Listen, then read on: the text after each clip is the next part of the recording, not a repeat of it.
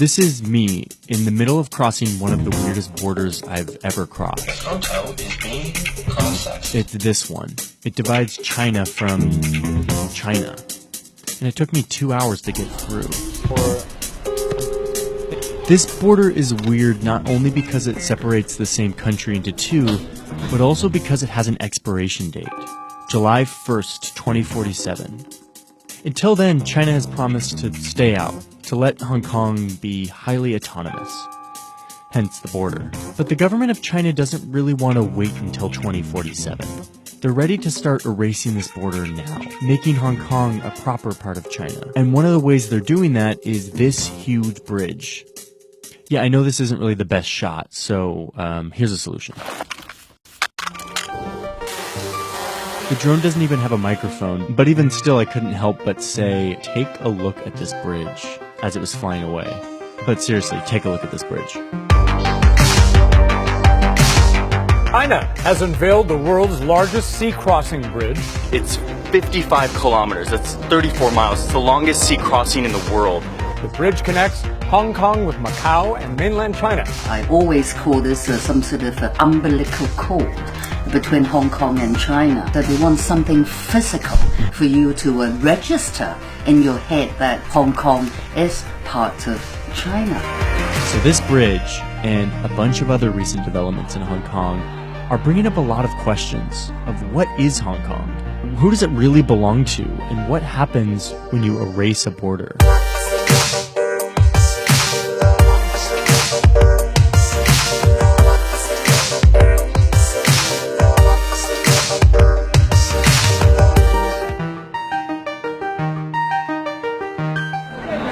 It's June 4th, which is the anniversary of the Tiananmen Square massacre. There are hundreds of thousands of people here in Tiananmen Square. In the history of communist China, there has never been anything like this. On June 4th, 1989, pro-democracy protesters were marching on Beijing's Tiananmen Square, calling for the end of single-party rule in China. They were then brutally massacred. Hundreds were killed. The troops have been firing indiscriminately, marking the end of any sort of widespread democracy movement in China. They've just turned off all the lights in this park.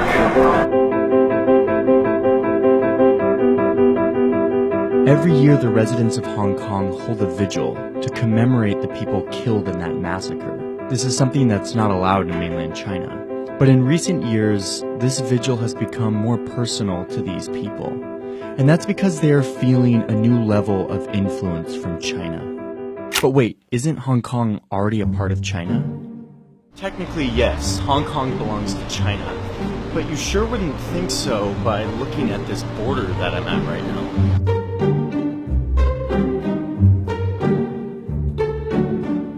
Okay, I made it into China. I mean, technically I was already in China, but now I'm, like, really in China. So how did it get like this? Britain and China fought a couple of wars over trade in the 1800s, and Britain eventually took over Hong Kong as a colony. At the time, this was a mainly empty, rocky group of islands in southern China. Under British rule, Hong Kong's population and economy exploded. And even though Hong Kong's population was mainly made up of immigrants from China, it became a very different society than mainland China, which was undergoing a communist revolution. One of the treaties that China and Britain signed said that Hong Kong would be a British colony for 99 years, which meant that the agreement would officially expire in 1997. As that expiration date drew nearer, China and Great Britain started to talk about what this is going to look like. Britain acknowledges that when the lease runs out in 1997 on most of the territory, the whole of Hong Kong will revert to China. Let's finish talking about this stuff up there. If you go up to the 69th floor in this building, in the Chinese border city of Shenzhen, you'll find a life-size wax sculpture of this moment in the mid-80s when the leaders from China and Great Britain sat around and negotiated the terms of handing over Hong Kong to China. And they came to this agreement that Britain would give over Hong Kong peacefully to China under the condition that Hong Kong would be able to retain its way of life, legal system, their economic system. Have freedom of speech, freedom of press, freedom of association. These are fundamental freedoms, freedom of religious worship.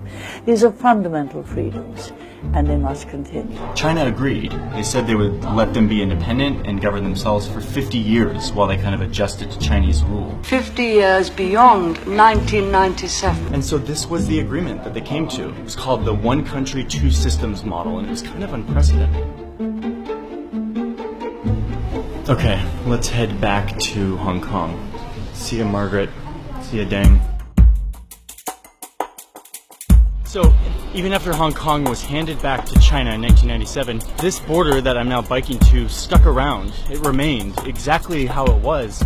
And this border became highly symbolic of the fact that, yes, this is China, but it was kind of its own country at the same time, governed with its own values and its own system that is different than China, that is in opposition to China in some ways.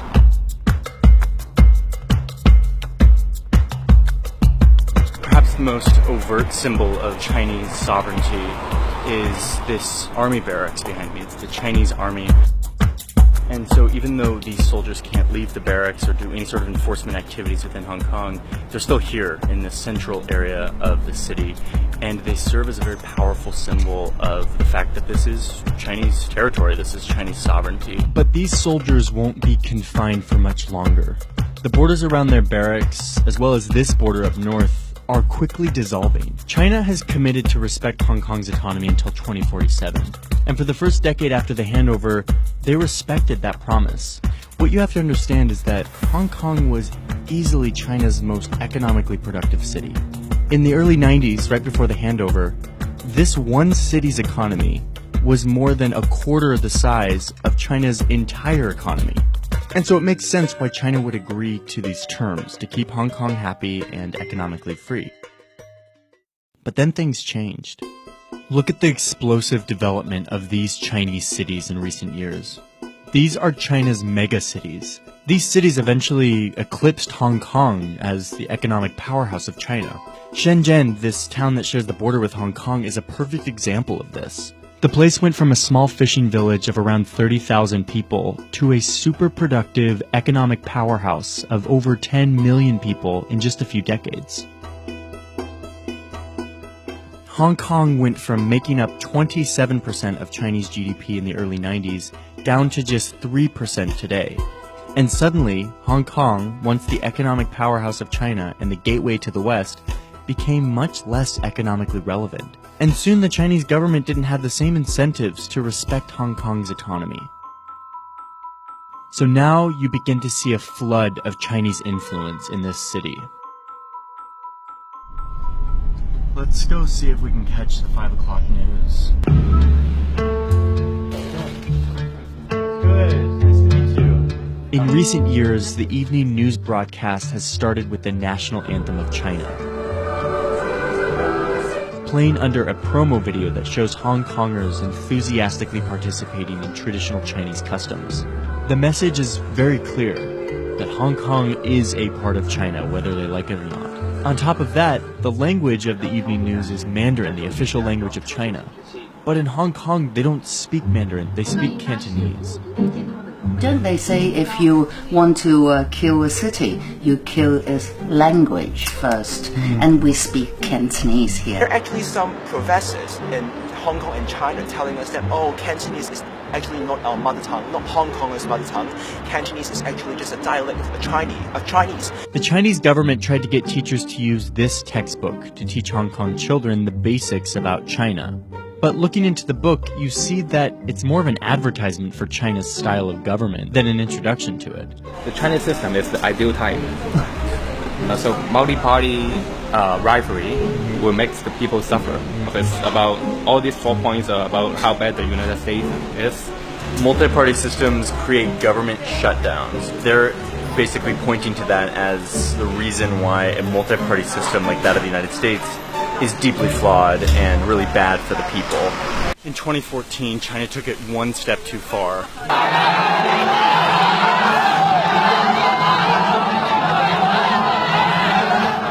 The Chinese government was trying to control who could run for Hong Kong's election in an effort to secure a pro-China candidate. This really touched a nerve for the locals because this was their democratic process, something that China promised they would stay out of. So people immediately took to the streets in protest, starting here in this park.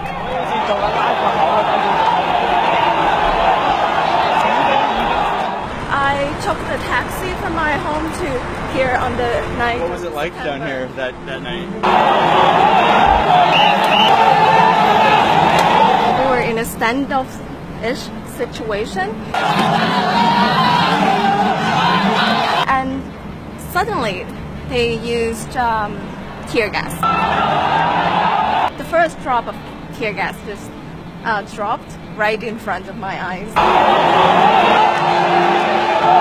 We were holding umbrella, trying to prevent pepper sprays. I remember that itchy, painful feeling. Oh my gosh. I saw Hong Kong people uniting together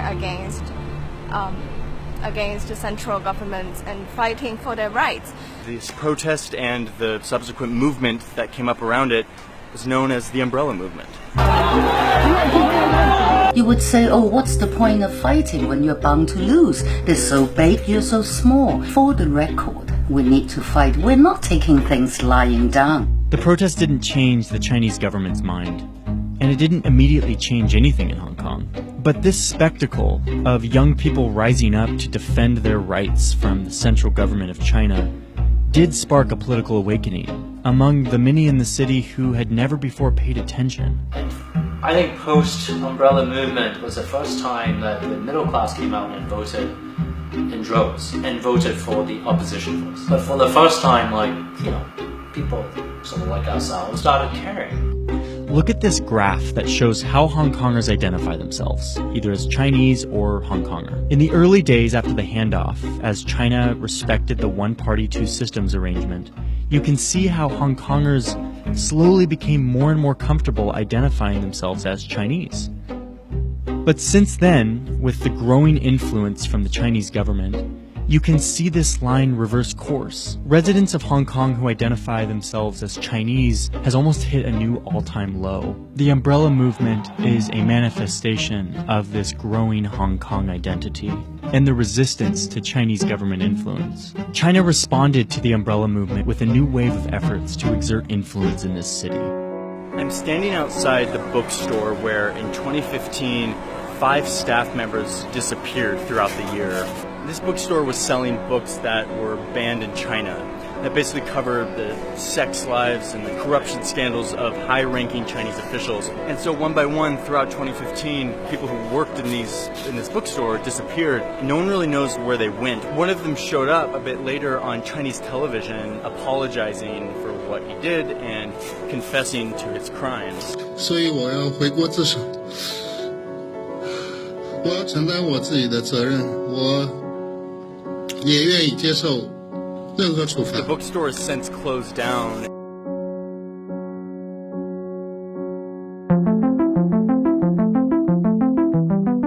Back here in Victoria Park, these candle holders stand as a symbol of the fight for democracy against China's single-party rule. That was once a fight that happened far away in Beijing. But as this border has slowly been erased, these people now find themselves engaged in that same fight, resisting a much more powerful China in the struggle for their own democracy and identity.